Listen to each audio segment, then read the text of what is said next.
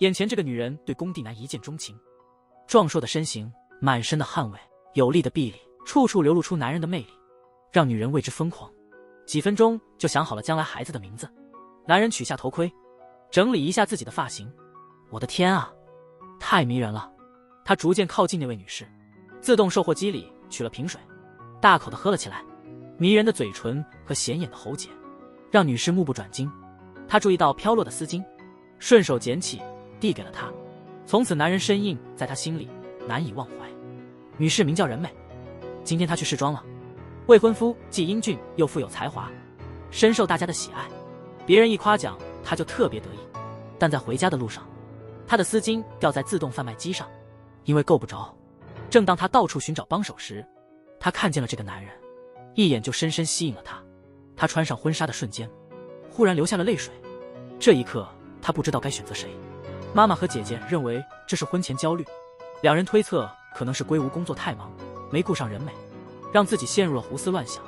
会不会不爱我了？婚后能幸福吗？但任美直接驳斥了这些猜想，说未婚夫待她非常好，很温柔，就算工作再忙也会保持联系。边说边哭了。妈妈和姐姐以为她在撒狗粮，她坦率承认这是自己首次真心喜欢一个人，感觉自己就像走在云端，像童话那样不真实。这时姐姐才意识到妹妹说的人不是归无。任美回忆起种种，觉得这可能是命中注定。任美去找归无，这时候妈妈和姐姐也尾随在他们后面。就在男士准备亲吻任美的时刻，暴汗小哥又一次闯入他的思绪。任美下意识地推开了归无，转身逃开。男人一脸懵，站在那儿不知如何是好。为了搞清楚谁偷走了女儿的心，母女俩拉着任美坐上出租车，直奔那男人的住处。终于在一座破楼里找到了那个建筑工人，两人上来就对着暴汗男一顿数落。小美才28，已订婚了，你这不就是明摆着勾引吗？这不只是道德败坏，也是人性的扭曲。妈妈直接向那男人提出了灵魂的质问，你能担得起这个责任吗？任美终于说话了，表示他们还没到那一步。妈妈质问任美，这个男的哪点比得上归无？长得也差远了，你究竟喜欢他哪里？任美直接回答，他很有活力，你们仔细看看他，肌肉结实，汗水直流，蒸汽四处飘散，像野兽一样。我就在想，婚后每天是否会很开心？这是女性的直觉，感觉子宫都在疼。妈妈和姐姐觉得太尴尬，直接溜出了房间。小哥一脸迷茫，最后问任美，你们是谁？任美简略介绍了初次见面的情形，得知了地址，特地来道谢。请问你叫啥名字？这个女孩是谁？我正想问你呢。女孩一见钟情于工地的帅哥，舍弃未婚夫，直接奔他家去了，对着妈妈和姐姐说，这男的打架肯定厉害，婚后肯定幸福。任美正问这男的叫啥呢，突然有个女孩子冲进来，任美直接傻眼，马上问那女孩是谁。那女孩告诉她，这打扮从卧室走出来，随手从冰箱拿饮料，不问自明吧。任美这才了解那男生的女友是谁。女孩让任美知道后立即离开，她白天得补觉，因为晚上上班。天真的任美以为她是夜班护士，但女孩直截了当地说她是陪酒的，还反问任美干什么的。任美说她每周教孩子们弹钢琴4天。对于这位娇气的富家女，陪酒女毫不犹豫地告诉她，刚才的对话她全都听到了。你热爱学习，就如同女孩子爱看世界杯橄榄球，被那些满身大汗的运动员迷住，盯着他们的壮硕身材和肌肉发呆。你一定是看到他满头大汗洼地的时候，觉得他特别帅气吧？这种感觉只是一时的痴迷。原来是这样。任美突然明白了，觉得自己像是看球赛的球迷，突然觉得那肌肉男挺帅，变成了他的小迷妹。接着这对小情侣高高兴兴地把他撵走。未婚夫来访，询问丈母娘是不是自己有什么不对，这让小美感到烦恼，还是说女友心里已经有别人了？看到这么完美的准女婿，妈妈肯定不会承认的。问题不断，母女俩答不上来。最后姐姐一个灵光闪现，谎称任美凡是因为爸癌症晚期。听后男方这才放心离去。第二天任美如常在工地忙碌，烈日下汗流浃背，身上满是男人的气息。正想买水喝的时候，任美递给他一瓶冰水，还贴心准备了便当。两人坐在长椅上聊了起来。任美说，你女友麻衣觉得我像粉丝，但我感觉不太一样，不过我倒是愿意成为你的粉丝。能不能偶尔带便当来看你？虽然男人觉得他有点怪，但他没拒绝他。晚上，任美和未婚夫一起出去约会，两人一边吃饭喝酒，一边开心地聊着。他对归无说：“爸爸那个只是良性息肉，做个小手术就能解决，别听姐姐胡说。”男友这么说。我虽然理智，对别人冷漠，但遇到你的事就控制不住。任美很抱歉让男友担心。这次两人终于和好如初。女孩对那个工地上流汗的小哥情有独钟，一天不见就坐立不安。她不但送来冰水，还亲自做了便当，自称是男生的超级粉丝，每天都要送便当过来。偶像没拒绝，晚上就开心的和未婚夫甜蜜，学回家认真洗任美的便当盒，夸那女生贤惠，饭做得好吃。麻衣看了很不爽，讽刺男友中风了，觉得那女的明显是富家女，你这个穷光蛋怎么配得上我？我在夜店常常遇到富豪，他们不只夸我漂亮，还送我礼物，可那些人只是随便玩玩，肯定不会当真。我们根本就不是一个世界的人，只不过是一时兴起。你想多了，我只是随便说说。麻衣认为你吃了个便当就想得到更多，我们这种低出身的走到一起挺合适的。看着女友失落的脸庞，手里紧握着一个桃子，我紧张的心烦意乱。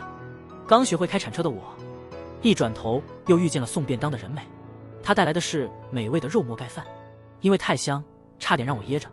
任美体贴地递过来水，我们便开始聊起自己和另一半是如何相识的。3年前麻衣搬到她家住，两人就这么莫名其妙一起生活了。任美说对方是她大学社团的学长，渐渐的就走到了一起。还有件事要请学帮个忙，就是希望他别对自己动心，因为他已经订婚了，聘礼都收了，婚礼场地也定下来了，所以千万不能爱上自己。任美觉得自己说了些废话，因为他已经有女朋友了。这时候那男的大口喝水，慢慢的给任美喂了一些。任美直愣愣的看着这位性感男士，在口中回味那奇怪的味道，黏糊糊的，有点腻，带点榴莲味。就因为工地哥哥这口水的情谊，他决定和未婚夫解除婚约，给点滴之恩，倍加回报，细微恩情都以身相许。他依旧不能决断，只是向归无坦白自己把一个工地哥当成偶像。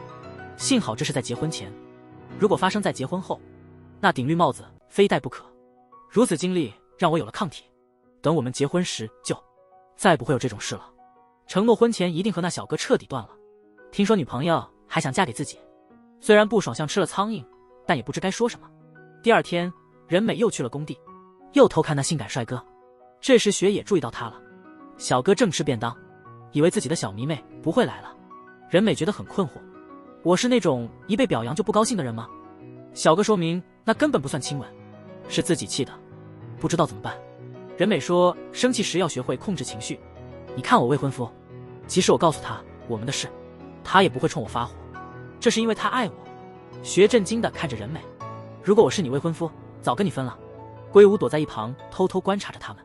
妈妈和姐姐找到了麻衣，不只有礼貌，还送了高级甜品。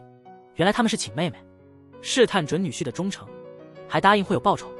妹妹很高兴就答应了，她很愿意冒这个险。妈妈说如果他出轨，你俩其实打了个平手，婚后也不会怎样。下班后发现有人尾随，拐了个弯，他迅速制服了跟踪者，才知道是小迷妹的未婚夫归无。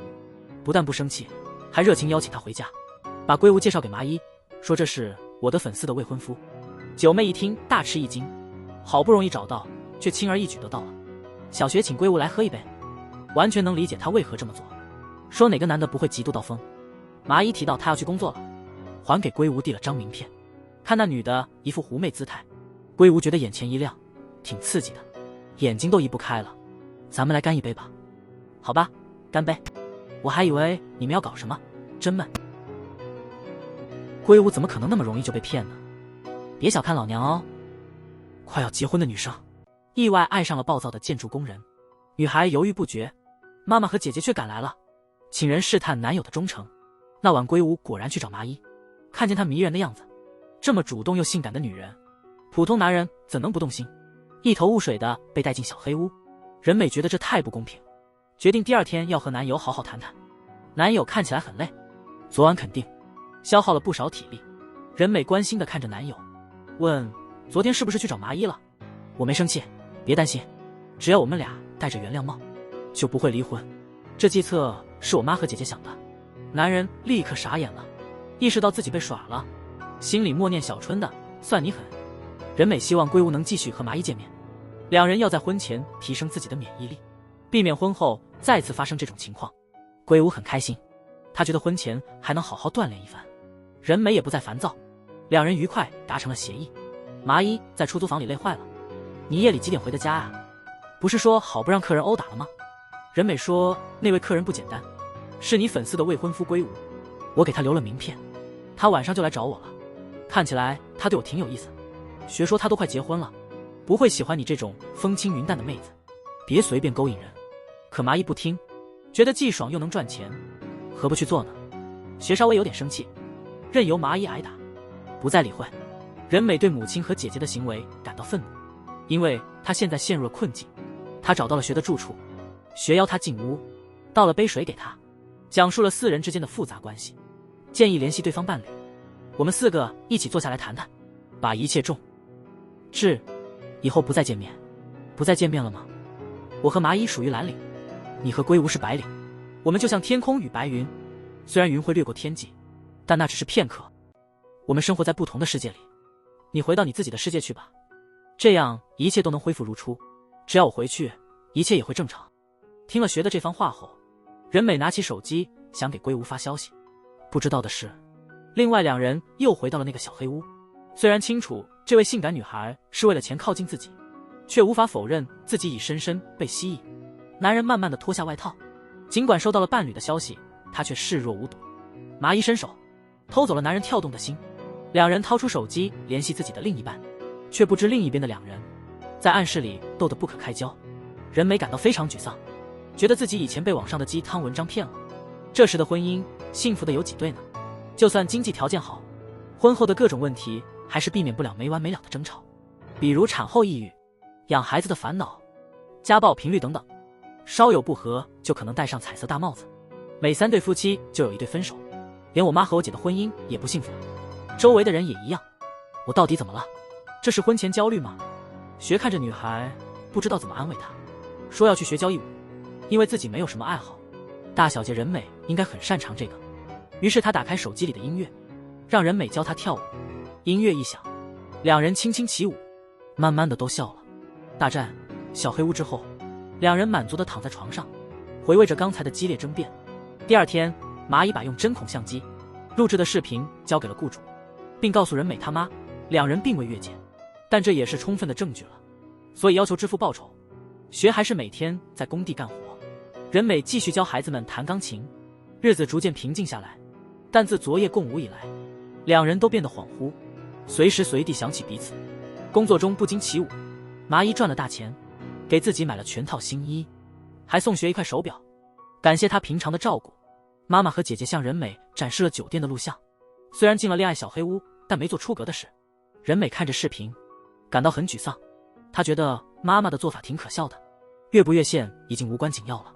任美第2天又来找学，她没带便当来，感到很抱歉。学说最后一支舞已经跳完了，不需要再送便当了。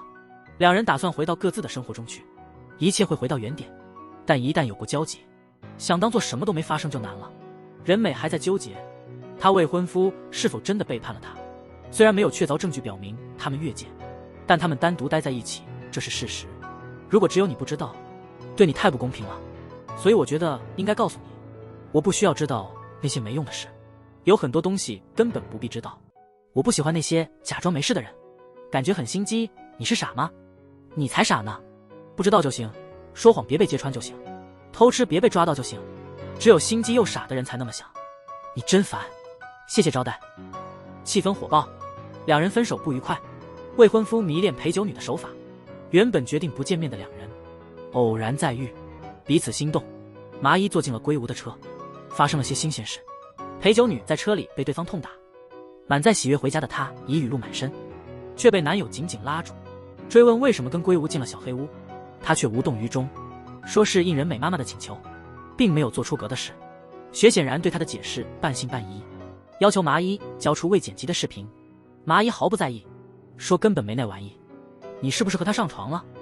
别装傻了，我明白你心里的想法，因为我爱你。麻衣，是我的错，有个女生主动追我，我心里其实挺得意，结果让你感到孤单，你不生我的气吗？所以你才想报复。我知道是因为寂寞你才会跟随，让我们重归于好吧。学希望一切回到过去，劝麻衣别那么做，并把手表还给他。另一对小情侣也打算开诚布公。龟吾感激女友坦诚麻衣的诱惑，要结婚了就得坦白相见，否则会伤了我们的感情。虽然他们在这点上意见一致，但人美对电影仍有疑虑。可一旦男人戴上假面具，就很难再取下。龟吾自诩智商高，知道是圈套，怎会犯错？是我在副驾驶座上捡到的，因为拍完假电影，我送他回家。不是爹，你们那天喝酒了，你喝酒肯定不能开车，因为你又规矩又聪明。你和他发生关系了吧？男人沉默，不再出声。一时之间，他们之间的氛围土崩瓦解。酒吧里的女人委屈地找到了一个工人，她一直在抱怨那两个人真的要打起来了，不只是去了小黑屋，还去了车里。学在一旁安慰女人，帮着编谎言。尽管如此，任美还是笑了起来。其实他们俩心中都明白，她找到了新欢，回家后就要跟男友分了，还说车上的头发是我故意的，不这样怎么吸引这种男人？龟吾这么守规矩的人，我这种女人让他着迷不已。他已陷得太深，我是他心底的原始欲望。如果我和龟吾在一起，你和任美也正好可以在一起，这不正是双赢吗？雪肯定不想这女人来破坏任美的婚姻，但显然已无法阻止。他已决心要凤凰涅槃。妈妈和姐姐还是在为未婚夫辩护，说龟吾虽然不说话，但不代表他同意了。也可能是你的猜想让他难过了。任美说她可不是笨女人，别试图说服我。任美带便当来向学道歉，因为她未婚夫使麻衣和学分手了。学透露麻衣曾和一位上班族恋爱，后因那方父母不同意，遭冷落分手。我偶尔安慰她一下，她就自然地跑来陪我了。她是个有野心的女性，虽命运多舛，但意志坚强。相较于我们这些农民工女性，她们可能更倾向于白领阶层。任美妈妈请麻衣来，询问她是否还在见龟吾。麻衣坦言，我们不只是见面，还在交往。妈妈和姐姐听后简直难以置信，简直是自断后路啊！这不是把好女婿让给别人了吗？麻衣望着那豪华的屋子，憧憬着嫁给龟吾后的阔太太生活。她向两人透露，你们看的那部视频是经过剪辑的，实际上他捶我喊的游戏我们一直在玩。妈妈被小贱人气得直接昏过去。麻衣再次找到了任美，直接开战，我要把龟吾夺过来，这是活该，别再梦想嫁给他了。就因为你沉迷工地，工人严重伤害了他自尊，而我却温暖了他的自尊。在他眼中，谁更值得拥有呢？而且我的记忆让他欲罢不能，整晚叫喊不止。想听原声吗？龟吾说你就跟于是的，看着昂贵又重，重的在床上动也不动。任美的自尊心受了重创，他等着学来安慰他。学说自己已经条件反射，看见任美就觉得说完就带任美去吃饭，还有解包秀的鱼。任美说自己才不是鱼。紧接着他拉着学来到麻衣那以及龟吾打过的那个小黑屋，他说要先洗个澡再开干。洗完澡的女人准备好迎接壮男的重拳，结果男人却睡得天翻地覆。任美安慰自己，她在工地累了一整天，一定是累坏了吧，不用勉强自己，你在假装睡觉。我不是说了不要搞复杂，我得说多少次，你这种一丝不苟的女人，要是学那些不规矩的女人，肯定受不了。我哪有那么死板，你就是规规矩矩的，总是坦白说出心里话，叫任美不要被别人牵着走，坚持自己心里认为重要的事。对任美来说，在学的心里她有着特别的位置，她开始对这个规规矩矩的女孩动心。既然我们都来到这了，对不起，我还是做不到。到这个时候你还说这些，我不要这样，乖乖听话，求你了，我真受不了了。咱们去唱 K 吧。好的。原来那些所谓威猛的男人一点也不凶，反倒有点可爱。我们开心的唱 K， 一听又一听的喝啤酒。第二天早上起来时，两人喝多了，任美却无法接受这事实，趁学未醒悄悄离开。妈妈极其惊讶，看着她女儿简直像是脱缰的野马，而且脱的是照照不是缰绳，简直难以置信。你居然被那个粗人狠揍。也罢，你和龟吾本来就偷情了，我们现在不欠彼此的。可任美打算和男友取消婚约。晚上她向龟吾坦白了一切，承认两人去了爱情旅馆，唱 K 喝酒还大打出手。龟吾虽心虚却没发火，反而让他们以后注意点，别再犯同样的错，不必要取消婚约。两人尽管尴尬，还是再次见面了。纳闷这事居然不只告诉了妈妈，还告诉了生武。任美说圭吾很宽容，没有生气，也没退婚，这证明你真的很爱圭吾啊。他毕竟是我未来的丈夫，那我在你心里算什么呢？难道你在吃醋嫉妒吗？难不成你无意中真的对我动心了？我不会真心陪一个我不喜欢的女生的，这不就是单恋吗？所以我说现在情况变了，我现在已经开始喜欢任美了。这让任美感到很困扰，也挺尴尬的。女孩刚走，圭吾马上就坐了下来。他的女朋友被工地的小哥打了，第二天他就去找那人理论。学跟圭吾说，刚才的话也听到了，什么都没发生，但你居然动手打我的女人，真是找死。圭吾承认麻衣确实很性感，不仅主动，技术也好，任何男人大概都会难以自拔，但这种女人很少有人真心喜欢。请你要是决定离开麻衣，至少温柔点，别太绝情。圭吾满脸鄙视地看着他，学，别再装仁慈了。说真的，看你这样的男人吸引人美，真是让我自尊心受损。精英男对工人的轻视毫不掩饰地展现出来，学鄙视那些假强硬的男人，骗女友又骗情人。两男争斗一触即发。任美回想天学对他说的话，现在是不是从单恋变成相爱了，还是在耍我呢？圭吾和任美又约在暗室见面，打得痛快后，那男的终于现了真面目。他承认跟麻衣在一起很快乐，也很喜欢他，这只是朋友间的喜欢啊。今后我们可以一直一起玩游戏，想玩就打电话来碰两枪。麻衣一听顿时惊呆了，那我不就成了随呼随到的女人了吗？圭吾反驳说，我也是随呼随到的男人，这很公平啊。虽然适合打闹，但肯定不适合结婚。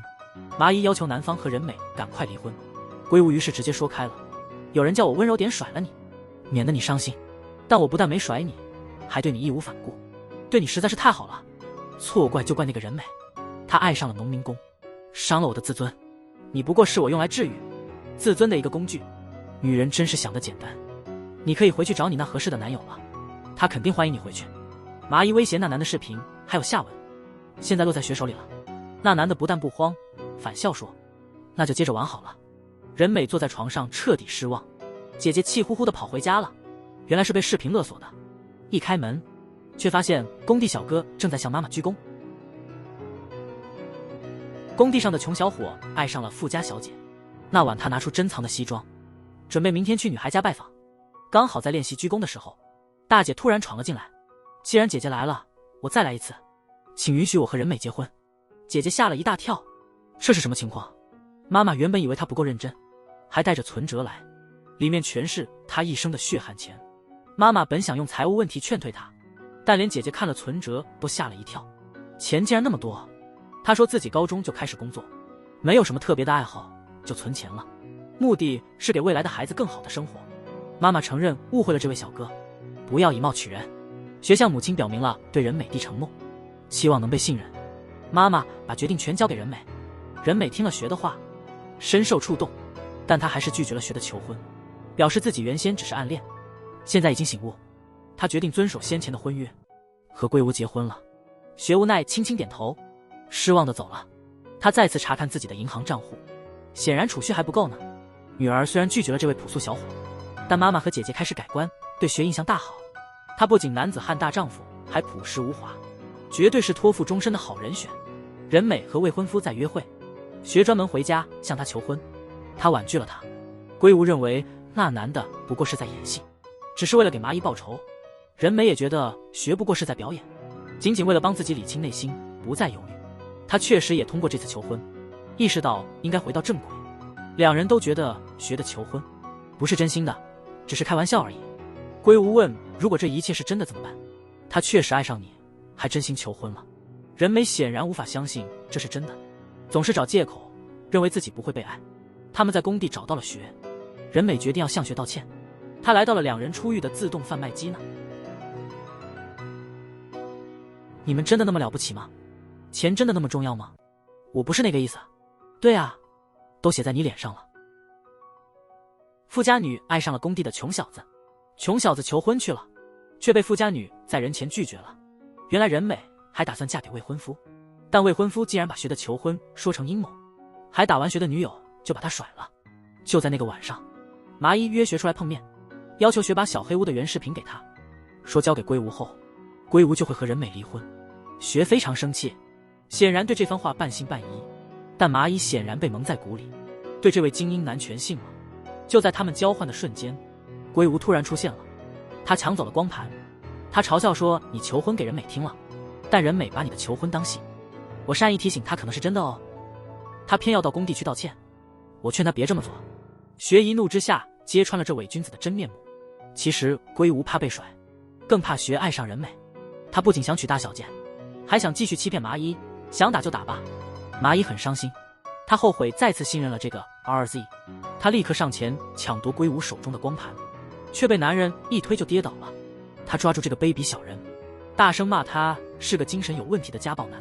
龟吾终于撕掉了假面，说不管怎样人美都会嫁给我。想知道原因吗？远处出现了警车，警察以恐吓罪逮捕了学。这个警察原来是龟吾大学的同学。麻衣急忙去找人美，麻衣，救命啊！求你帮帮学。他用 DVD 威胁我，他这人太恶劣了，老是跑来敲诈没完。他不是帮派成员，他不会做那种事。你才认识他没多久，你了解他吗？我知道你之前喜欢他，所以才想把他当成好人。你误会了，事情不是你想的那样。那我问你，你信我还是信他？我当然是。你当然是。信你。龟吾向人美提出，要救他就需满足一个条件，按原计划举行婚礼，并做个贞洁的妻子。人美毫不迟疑地答应了。这个拥抱让人美明白，他和学的关系已经结束。麻衣来带走了释放的学，似乎所有人的生活都回归了常态，但他们心里始终挥不去对方的影子，回忆变得越来越清晰，念着人美，人美也在想着学。这条丝巾就像是他们的红娘。终于到了婚礼这一天，姐姐说你选对了，应该选那种让你心动的男人。妈妈也全力支持女儿。这时爸爸走进来还挺吃惊，原来新郎不叫龟吾，而是那种帅得让人心动的男生，让女人心潮澎湃的样子。爸爸对这个年轻人无法理解，而妈妈则说，这是我们3个女人直觉的选择。故事最终，富家女和工地小伙幸福的在一起了。